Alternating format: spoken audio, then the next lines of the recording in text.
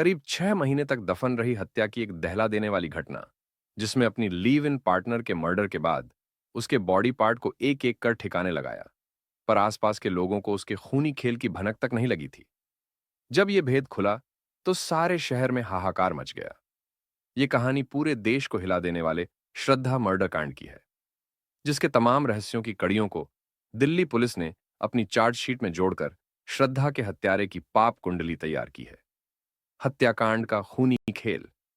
करीब 6 महीने तक दफन रही हत्या की यह दिल दहला देने वाली कहानी करीब 3 साल पहले, यानी वर्ष 2019 की बात है। श्रद्धा मुंबई में कॉल सेंटर में काम करती थी और पिता परिवार के साथ महाराष्ट्र के पालघर में रहते थे।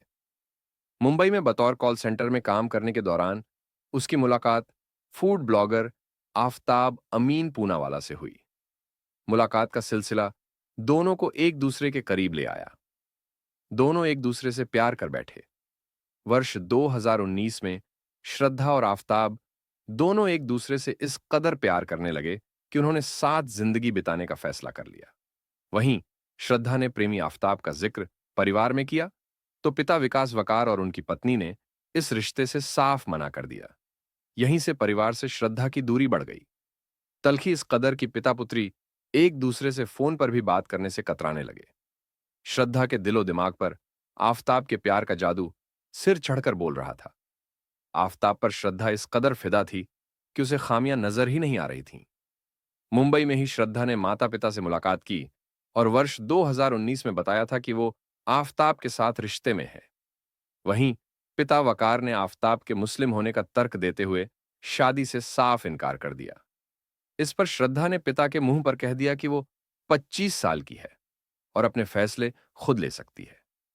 इसके बाद श्रद्धा ने घर छोड़ने का फैसला कर लिया और वह मुंबई में ही आफताब के साथ लिव इन में रहने लगी। पिता के साथ बेटी के रिश्ते खराब हो गए। बोलचाल तक बंद हो गई। पिता से रिश्ता तोड़ने वाली श्रद्धा ने आखिरकार आफताब से शादी करने का निर्णय किया। शुरू में आफताब राजी था, लेकिन श्रद्धा जब भी शादी की बात करती तो वह टाल देता। वहीं पिता विकास वकार सोशल मीडिया पर नजर रखते हुए श्रद्धा के बारे में जानकारी हासिल करते रहे। दरअसल पिता बेटी श्रद्धा का भला चाहते थे और वह चाहते थे कि श्रद्धा जहां भी और जिसके साथ रहे हमेशा खुश रहे। आफताब और श्रद्धा पहले मुंबई के नया गांव और बाद में वसई में रहने लगे थे। वहीं श्रद्धा की मां की मौत हुई तो 2020 में वह पिता विकास वकार से मिली। इस दौरान उसने बताया था कि आफताब ने उसकी पिटाई की है। इस पर पिता ने बेटी श्रद्धा को घर रुकने को ही कहा था। श्रद्धा के पिता का कहना है कि अपनी हरकत के लिए आफताब ने श्रद्धा से माफी मांगी और फिर दोनों साथ रहने लगे। मिली जानकारी के मुताबिक आफताब स्वभाव से ही गुस्सैल है।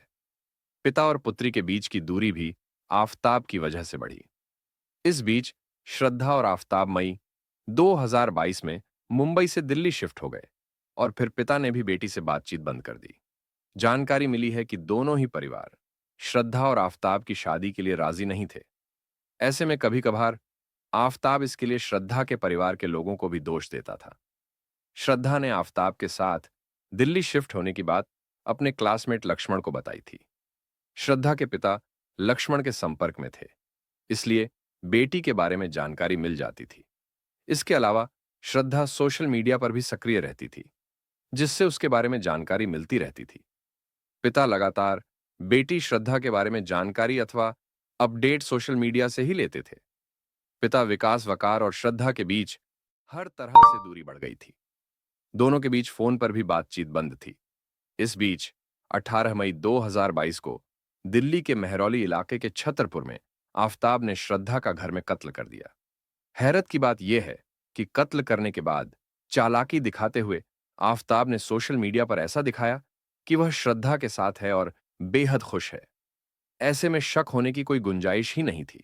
उधर बेटी श्रद्धा की हत्या से अनजान पिता विकास वकार सोशल मीडिया पर नजर बनाए हुए थे, जहां पर खुद आफताब इस तरह जाहिर करता था कि श्रद्धा उसके साथ है। इस बीच सितंबर में अचानक ही श्रद्धा ने फोन उठाना बंद कर दिया। इससे परेशान पिता वकार ने बार बार बात करने की कोशिश की, लेकिन संपर्क नहीं हो पाया। सितंबर महीने में श्रद्धा की एक सहेली ने पिता विकास वकार को बताया कि पिछले 2.5 महीने से श्रद्धा से उसका कोई संपर्क नहीं है। सहेली ने ही पिता को जानकारी दी कि श्रद्धा का मोबाइल फोन नंबर भी काफी समय से बंद है। इस पर उसके परिवार ने उसके सोशल मीडिया अकाउंट्स को भी चेक किया और इस दौरान कोई जानकारी नहीं मिल सकी। दरअसल सोशल मीडिया अकाउंट्स भी अपडेट होना बंद हो गया था। परेशान पिता विकास वॉकर ने बेटी श्रद्धा को लेकर मुंबई पुलिस से संपर्क किया और गुमशुदगी की शिकायत दर्ज कराई। शुरुआती जांच के दौरान श्रद्धा की आखिरी लोकेशन दिल्ली में मिली और इसी के आधार पर मामला दिल्ली पुलिस को स्थानांतरित कर दिया। वहीं मामले की गंभीरता को देखते हुए दक्षिण दिल्ली पुलिस ने तत्काल जांच शुरू कर दी। दिल्ली पुलिस ने जांच की कड़ी में आफताब के सोशल मीडिया अकाउंट जांचने के दौरान ही पूरी जानकारी हासिल की। इसके साथ ही मोबाइल फोन भी सर्विलांस पर लगाया। शक होने पर दिल्ली पुलिस ने छतरपुर पहाड़ी इलाके में किराए के मकान में रह रहे आफताब का पता लगाया और उसे गिरफ्तार कर लिया। हकीकात में पुलिस ने आफताब का पॉलीग्राफ टेस्ट और नार्को टेस्ट तक कराया था। केस से जुड़े कई गवाहों को ढूंढ उनके बयानों को दर्ज कर छानबीन के बाद पुलिस ने जो चार्जशीट तैयार की है उसे सुनकर कोई भी सन्न रह जाएगा।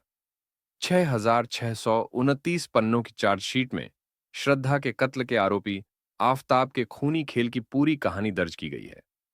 चार्जशीट में 150 गवाहों के बयान भी दर्ज किए गए हैं। हत्यारे आफताब के गुनाहों की जो कहानियां महाराष्ट्र से लेकर दिल्ली तक फैली हुई थी, वो सब की सब दिल्ली पुलिस की चार्जशीट में दर्ज हैं। सूत्रों के मुताबिक दिल्ली पुलिस द्वारा दर्ज चार्जशीट में आफताब के कबूलनामे में लिखा है कि उसने अपनी लिव इन पार्टनर श्रद्धा के 35 टुकड़े करने के बाद उन टुकड़ों को बेहद शातिराना ढंग से ठिकाने लगाया था।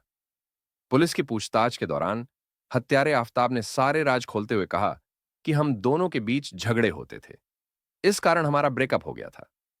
मैं उसकी झगड़ा करने और गाली देने की आदत से हमेशा के लिए छुटकारा पाना चाहता था, इसलिए मैंने उसे हमेशा के लिए अपने रास्ते से हटाने का फैसला किया और उसको जान से मारने के लिए उसे फर्श पर गिरा लिया। उसके बाद मैंने उसकी छाती पर बैठकर अपने दोनों हाथों से कसकर उसका गला दबा दिया। मैंने श्रद्धा का गला तब तक दबाए रखा जब तक वो मर नहीं गई। आफताब ने अपने कबूलनामे में बताया कि मैंने श्रद्धा की डेड बॉडी को बाथरूम में छिपा दिया था। फिर मैंने उसकी डेड बॉडी को डिस्पोज करने के लिए उसकी लाश के छोटे छोटे टुकड़े करके किसी बड़े ब्रीफकेस में डालकर कहीं फेंक आने की प्लानिंग की थी। उसी प्लानिंग के तहत मैंने छतरपुर पहाड़ी के 60 फुटा रोड से एक हार्डवेयर की दुकान से एक हैमर, एक आरी और उसकी 3 ब्लेड खरीदी थी। 20 मई 2022 को मैंने डेड बॉडी को काटकर डिस्पोज करने के लिए प्लानिंग के तहत मैंने मेहरौली मार्केट से लाल रंग का एक बड़ा ब्रीफकेस भी खरीदा था। प्लानिंग के तहत मैंने लाश के टुकड़ों को जंगल में अलग अलग जगह पर फेंका था। इतना ही नहीं, श्रद्धा की लाश के टुकड़ों को ठिकाने लगाने की मंशा से मैंने लाश के टुकड़ों को पेट्रोल से जलाया और कई को सड़क पर फेंका था।